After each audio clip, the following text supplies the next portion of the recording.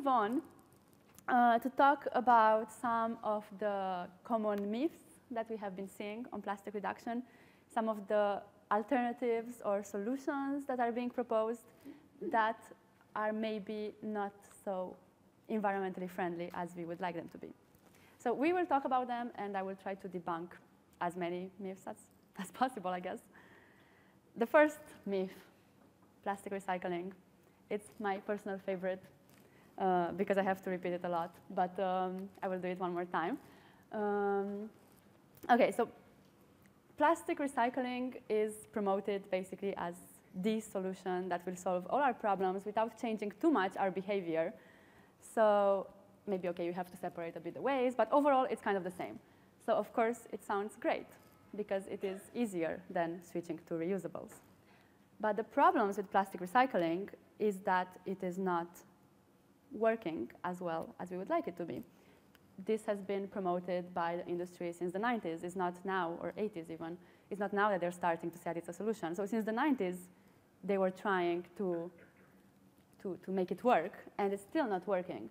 So maybe you might know this percentage already. I think most people who know a bit about plastic maybe know it, that less than 10% of all the plastic ever produced has been recycled. So that's very, very little when you think about it. But do you also, so this is a global number, but do you know what that number is for Europe, for example? Do you want to guess? 6%. OK, you're actually quite pessimistic. It's a bit better than that, guys. Come on, we're doing great. We have like the best recycling systems in the world, so we have 14%. Yay! OK, so that's also not that great, 14%. It's actually also very little compared to all the plastic that we are producing. And this is now, when we are putting so much effort and money and energy and advertising into plastic recycling and recyclable plastics. And this is great. But the problem is that we don't have sufficient capacity to deal with all the plastic. We are making too much. And I don't even know if it would be possible to ever have sufficient capacity, considering that plastic production is also growing. I said at the beginning, it's going to triple by 2060. We are making too much, so it's impossible to deal with all of it. Another problem is also more like a technical problem, is that plastic loses its quality when you send it to recycling. There are materials that take recycling better, like glass or metal. They can be recycled many times. I'm not sure if infinitely, maybe not, but many, many times. But plastic always loses some quality when it's recycled. So the maximum amount of times that a plastic can be recycled is actually very low. I don't know, Dorota, I think, had in a slide that I guess maybe less than 1% has actually been recycled twice. Like, OK, 10% globally has been recycled once, less than 1% twice. So they lose, plastics lose their quality. It's impossible to have, that ideal circle, when you have a product and you send it to recycling and then it becomes the same product forever. You will need some additional new material as well because it will always lose some quality. So a lot of the plastic recycling that we see nowadays is actually downcycling. So it becomes something of a lower quality that then cannot be recycled again. There is also overall the low cost of new plastic, which is way cheaper than recycled plastic. This is also a problem, like the economic factor. It is so cheap to make plastic, from oil and gas that people are not, or like manufacturers are not so incentivized to spend more to make recycled items. Although now maybe it's becoming more of a marketing thing as well. Like they can sell maybe a bit better, but that is quite problematic. There is another quite significant problem in Europe and in most like global north countries, let's say, that a lot of the waste that we produce here is shipped somewhere else, actually. So we are kind of passing our problems to someone else. And sometimes this plastic is shipped for actual recycling, but then there, a lot of it, maybe they select a few better quality, like some plastic bottles or some, shampoo bottles or things like that, like something that is better quality. Maybe they select those, but the majority of it, especially like the flexible bags and everything, but so much more, just ends up either being open burned, so super harmful for the environment and the communities, the chemicals that are released, or they just end up in landfills. So there has been a problem like quite recently, I think maybe last year or 2 years ago, an investigation of all the plastic from the UK that was ending up in Turkey. And they found it in the fields there. You know, like you would pick up a plastic packaging, and it was from like supermarkets from the UK. You know, so this is, of course, very troubling and also very unfair for the communities that are there, which have not produced this plastic, but they have to deal with it and with its consequences. So a bit of good news, let's say, is that the EU is going to ban plastic waste shipments to non-OECD countries.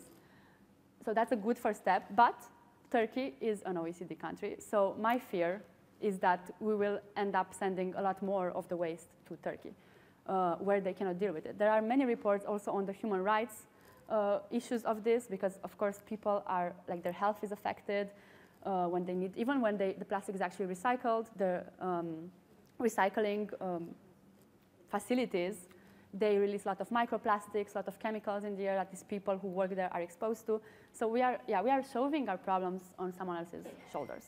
And even if there is this progress on regulation, there will still remain the illegal waste shipments, which are still very problematic.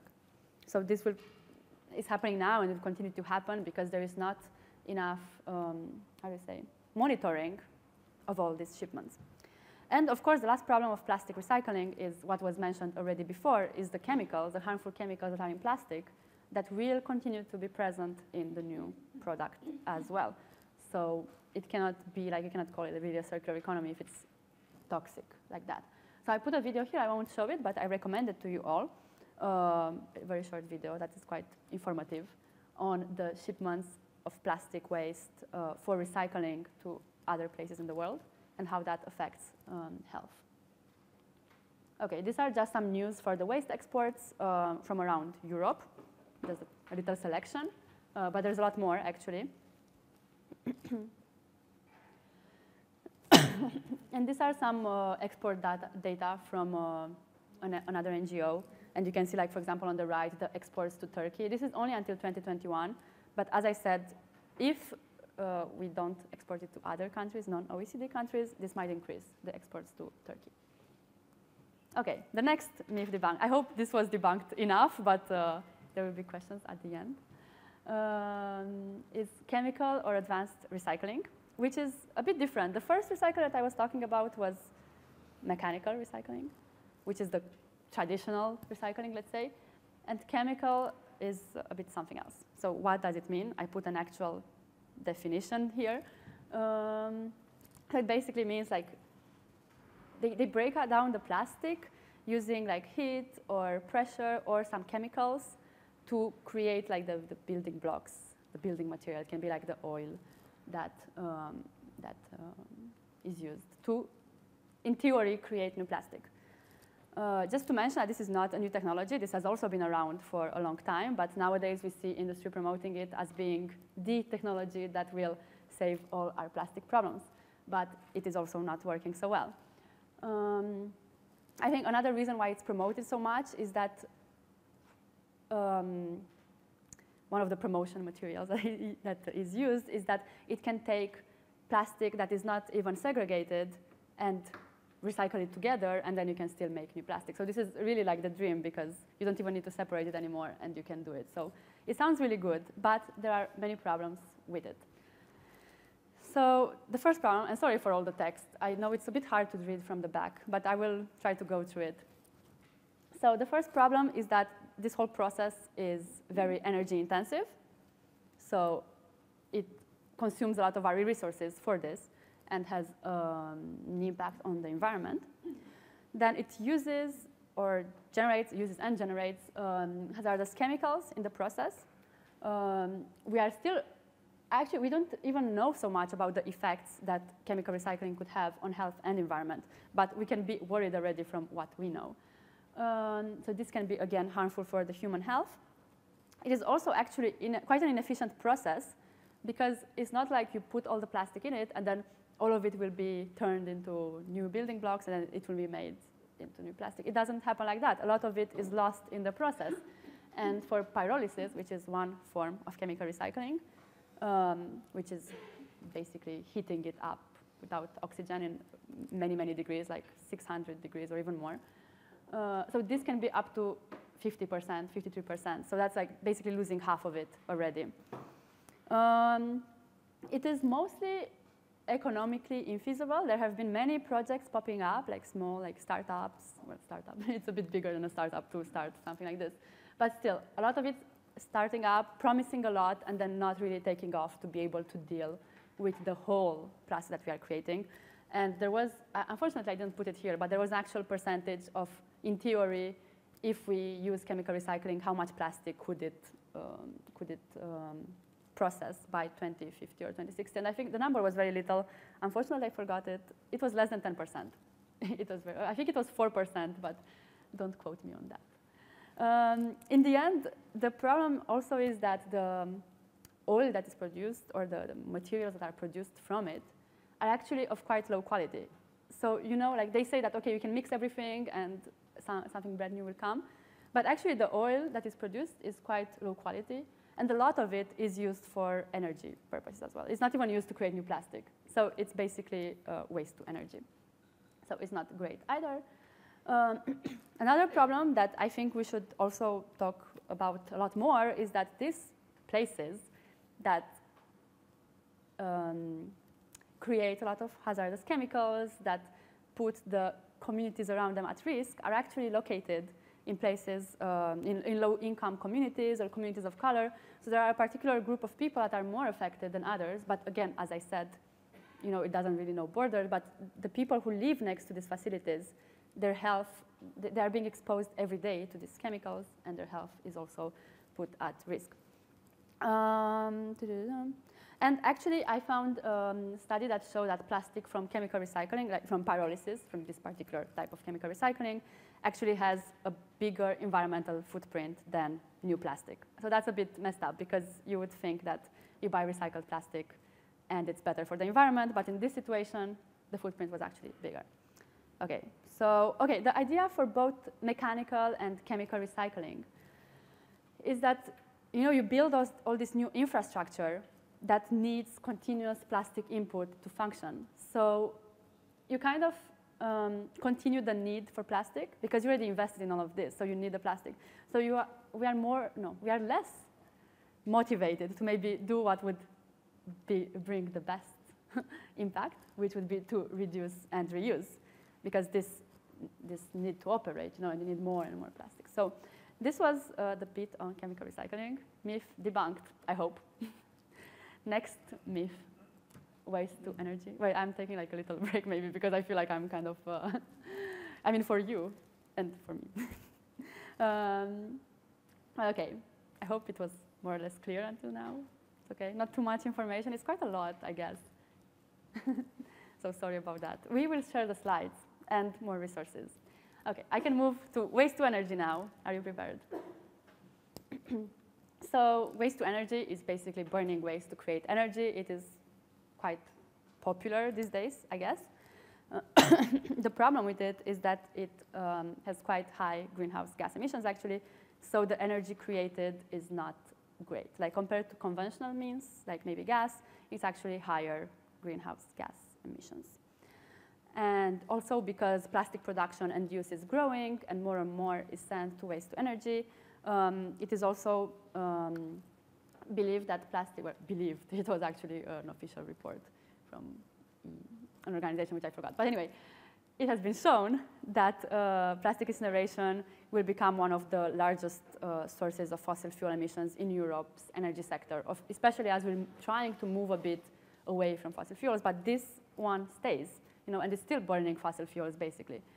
Again, it's the same problem as with the mechanical and chemical recycling, that we are dependent on these facilities. Like, they need more waste, so we create more waste kind of to feed them, after all the investments in them and everything.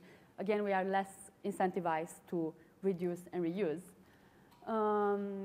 Again, these technologies are very polluting for the air, water, and soil. They create dioxins, heavy metals, and also a lot of it becomes toxic ash, like up to 30% sometimes, which also we have to deal with it somehow also. And again, as with the problem with chemical recycling, these incinerators are situated in low-income communities, and there was even a report about that. from Greenpeace, from the UK. Okay. A next very popular solution that is proposed to deal with our plastic problems are actually more. There's like bio-based, biodegradable, and compostable solutions. Are you still with me? Do you need a little break? Like to it's okay. You can always stretch, or you can do what you want. Okay, so bio-based, biodegradable, and also compostable plastics, which I forgot to add in the title. So these are basically still single-use items, but maybe you change the material or the characteristics a little bit. So first, I wanted to look a bit at the terminology of these all three, because I feel like sometimes they are kind of used interchangeably, but they don't mean the same thing. So we have first bio-based. This means that the item was made from biomass. You know, it can be, I don't know, sugar cane or corn starch, or I think those are quite popular.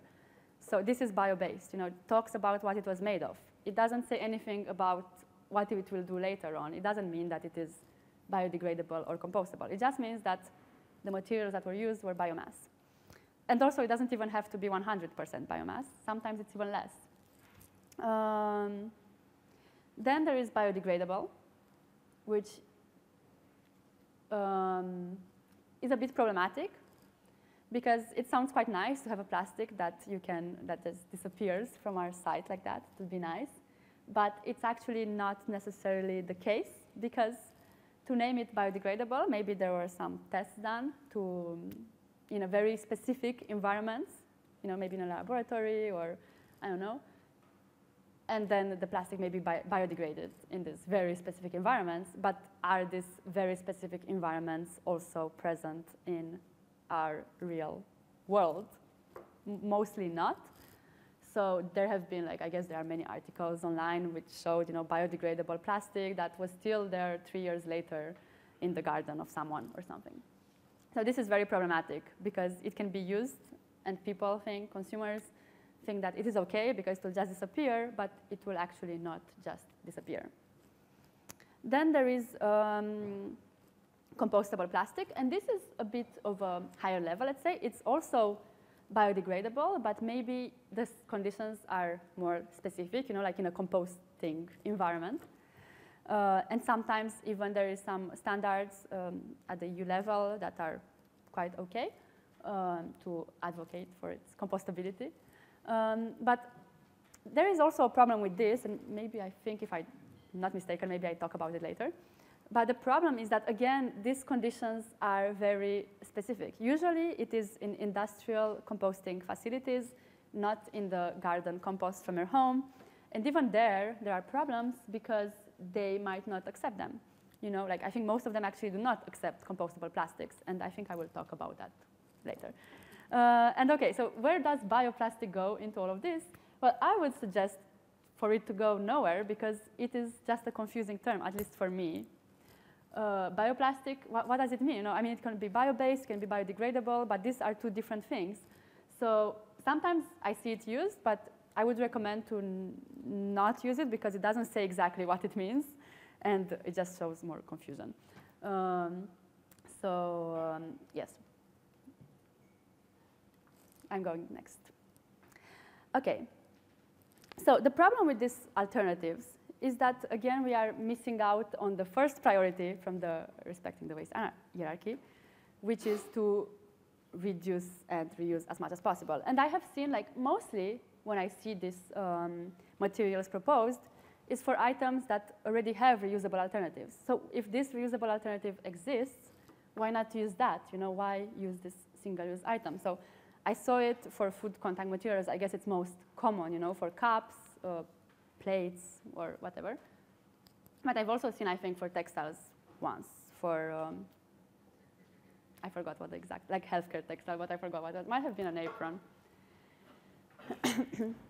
So again, we are kind of skipping the first steps of the waste hierarchy to go to this easy solution, but that actually doesn't really work that well. And also, we have to consider that there are still significant resources that are being used to create these materials. It can be like water, energy, and also agricultural land. Also, maybe a lot of this land is not even in Europe, maybe it's somewhere else. So again, we are putting more problems on the shoulders of someone else far away, while we continue to use here our many single-use items. So again, disposal still also can contribute to pollution and waste. And there is still an impact on health. There was a study that showed that bio-based and biodegradable plastics presented like similar in vitro toxicity to conventional plastics. So they still contain many of the harmful chemicals that traditional plastic also contains. And here are just like a few reasons why compostable plastic is not necessarily accepted in composting facilities, industrial composting. So it can get tangled into machinery. Usually it takes longer for a compostable plastic to decompose than for food, but they run shorter cycles than that. You know, maybe the compostable plastic would potentially decompose in a few months, but maybe they just do, I don't know, 6 weeks or 10 weeks cycles. So it doesn't have the time to fully decompose. Then it creates microplastics, and also the quality of compost at the end is not as nutritious as it would be if you had only food. And we also have to think about that, because the idea of composting is to use the compost afterwards. But if it's a compost only made of plastics or bio-based plastics, then, or not bio-based, I made a mistake myself now. See how confusing it is? Compostable plastics. And of course, there's a problem that they are so similar to normal plastic. I mean, you can see this cup here, it's like as a normal plastic. That, of course, the consumer side, you know, like they will confuse them, and they might put normal plastic in it and again mess up the machinery. And yeah, I mean, I see many hospitals also and many places that introduce now compostable food contact materials. But if you don't also introduce a new waste stream to collect them separately and well, and if there's not an actual industrial composting facility next to you that collects it and composts it, then what's the point of it? And I put here an article with more information. It's in German, but I translated it with Google Translate, I guess. And it, again, it's like the perspective of the composting sites on why they do not accept compostable plastics. OK, the next debunking myth, the next myth debunked, is a mysterious one. I didn't put a title because I want to ask you what it is. So can we go to the Menti again, if that's OK with you? So the question is, which packaging material generates the most waste in Europe? And the options are plastic, glass, paper and cardboard, wood, and metal. And it's talking about packaging, OK? So just packaging, not in general the waste, just packaging waste.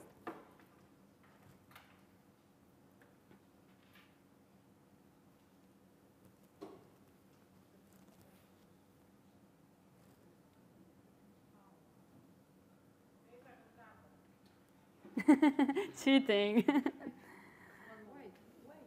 Wait, not yet. No spoilers. Well, try not to look if you haven't written yet. OK, we can go back now. OK, let's see the responses.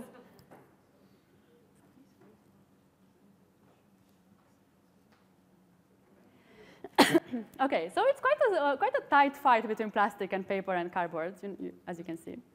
But you were right. I mean, the majority was right, not the others. But no problem. I mean, it could be confusing. And plastic is also quite a big amount of packaging waste.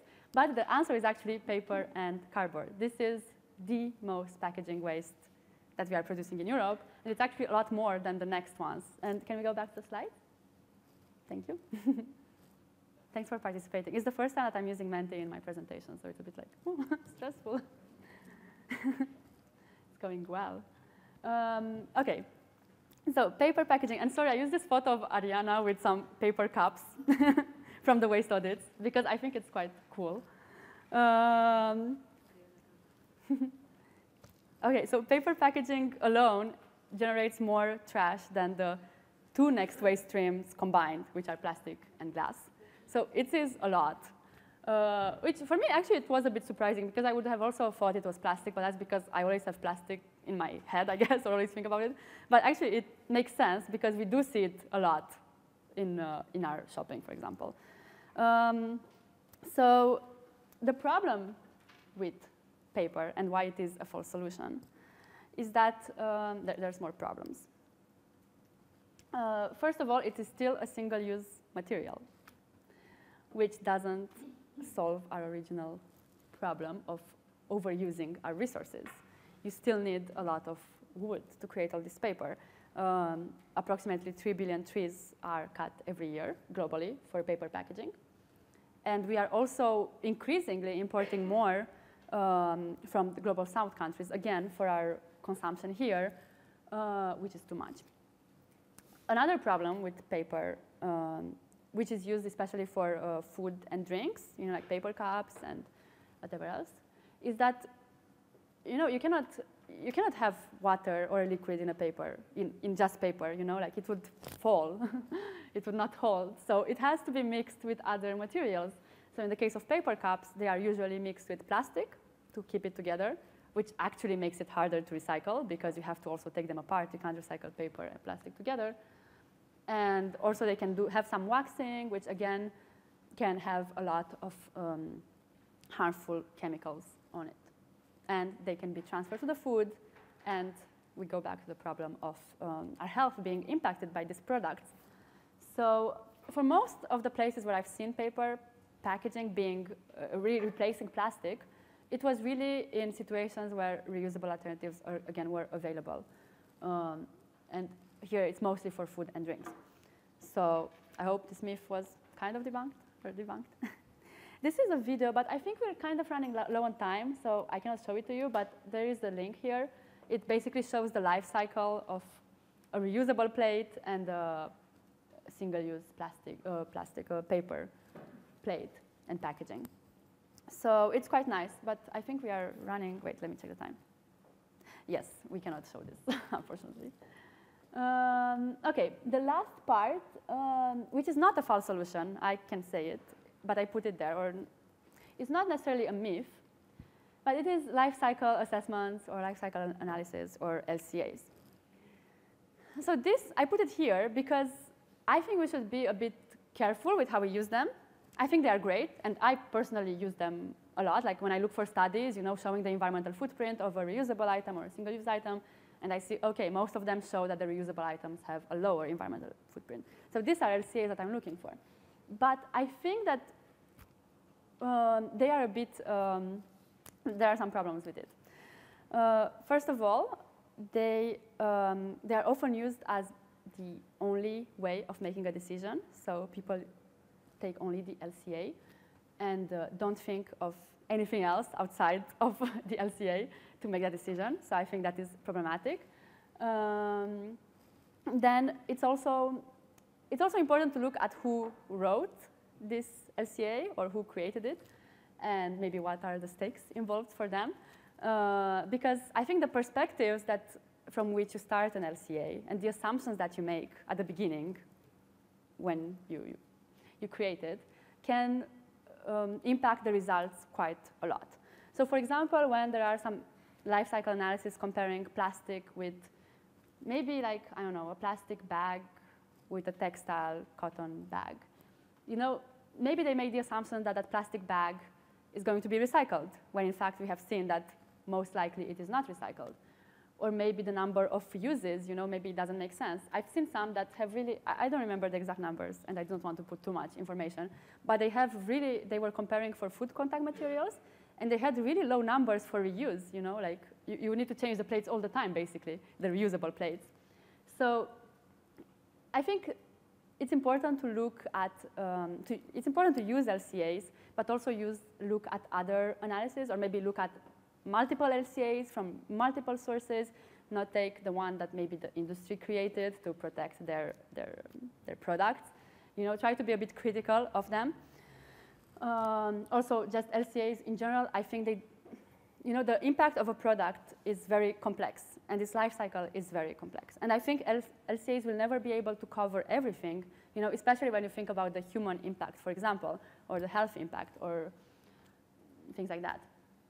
So yes, as I say, you can keep using it, but just be careful with it.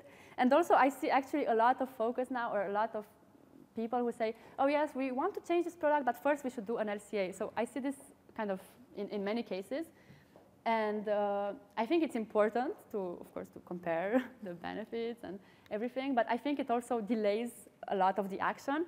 You know, for many, especially when it comes to reuse versus single use in healthcare, there are already many studies that have looked at the environmental footprint, and it is quite a big difference between the reusable and the single use. You know, like the reusable is way less problematic.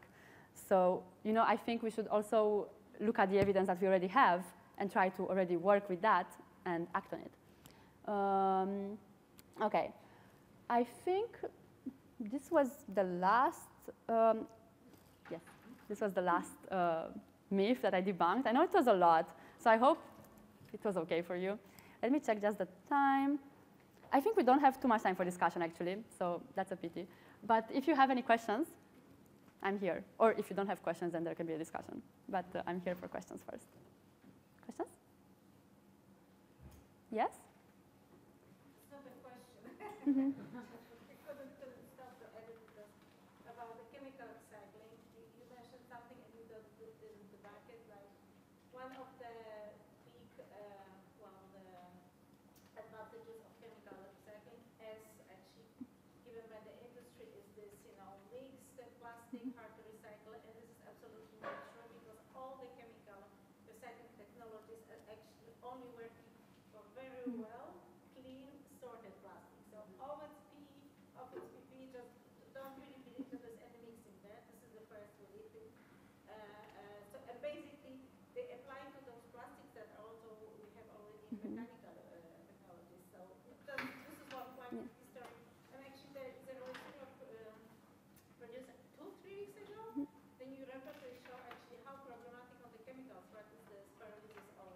Because pyrolysis is established to synthesize those building blocks, monomers, from the oil, but it doesn't work the same when you want to polymerize or you want to destroy the plastic, and you have really a lot of extra chemicals. And they basically, what the industry is not saying, but they will have to do, they will have to dilute normally those, you know, pyrolysis oil from the waste with the virgin. And basically, we make a calculation, there will be never more than a couple of percent of this, you know, produced plastic from the waste. Really huge still use of the virgin. Just wanted to say it because we are like, you know, talking about chemical recycling to everyone everywhere. And by the way, actually, there are always built big facilities in Europe. It's not this pure community somewhere in the global south. In France and in Germany, there is a lot of investments, and they're building this infrastructure right now. So that's what is happening. Yeah. Yes. And thanks for the comment. It is true. Thanks for adding that. Thanks. Sorry, just along the lines of just sort of a question and about chemical recycling. I just took a course in circular strategies in healthcare, and there they were really not promoting, but explaining the chemical recycling. And then the innovation, for example, of the Shell company breaks that down. So for me, it's better than the plastic in the ocean, but that's like a question. The Shell oil company uses this low-grade broken down plastic as a product for themselves. Is that correct? Or, yeah, I'm a bit confused now. Well, well, it is not good because it is basically like if you use it for energy, it is burning, again, fossil fuels for energy. And I did make some mentions there. Like it has very high greenhouse gas emissions. Like we are talking about moving away from fossil fuels. Using the actual oil, though, they're turning it into oil and using it, so it's not combusting it. And what are they using it for? They're using a fuel oil. Yeah. Plastic fuel oil. But this is not really in the EU law. It does not recognize it as recycling. It's kept separately. So that's not like this is happening in the US. In the EU, they cannot claim that this is still recycling for plastic. It's keeping separate. But maybe if I can just add quickly also that there is still the problem of the harmful chemicals that are made. The oil at the end, I mean, I don't know what they said it, but it is quite a low quality oil. You know, it's way lower quality than new oil, which is also not great for the environment. but you know, it is low quality. There's the footprint, the environmental footprint, the chemicals that are created in the process. So yes, I would not go for chemical recycling. Yes? And I think I read a study about exactly that fuel that is derived from plastics, and it's super toxic. Mm-hmm. Basically, every human being who comes into contact with it develops cancer. So it is like, it's really highly toxic, because obviously it's coming from a very whole production process that is toxic, toxic, toxic, toxic. Mm-hmm. And then it's being again recycled, so it's very harmful. Mm. And actually they approved it in the US as a fuel. That's where it Yeah, and again, thankfully, at least in Europe, it cannot be called recycling because you know people say chemical recycling and they imagine it will be a new plastic item from it, but it's not. It's this dirty fuel that is again very toxic, considering all the harmful chemicals used in plastic. I think maybe we will need to wrap up in a bit, but maybe I can take one more question. Did you want to say or? I was just one more disappointing news. Yay. I was reading a paper that was actually they found PFAS in toilet paper. And PFAS, you know, this is kind of forever chemical. It's not degrades, it just accumulates. And it's probably come from when you recycle paper. We have a very nice system for recycling paper. But like pizza boxes probably contain PFAS, I don't know, and it ends up in toilet paper. So I mean PFAS is Actually, there is a nice test, like homemade test that you can do to see if there is PFAS in your food packaging, like in your paper packaging. I can maybe share the video later, but you basically use a bit, it's not like scientific, you know, but it's quite likely. You use a bit of olive oil, you know, like maybe with a pencil tip, you put the olive oil in on the packaging, and if it remains like a bubble, kind of, you know, like if it doesn't spread, then it is like a higher likelihood that that packaging has PFAS in it. PFAS, we didn't really talk so much about it, but it's basically another group of very bad chemicals that are also kind of forever and that impact human health.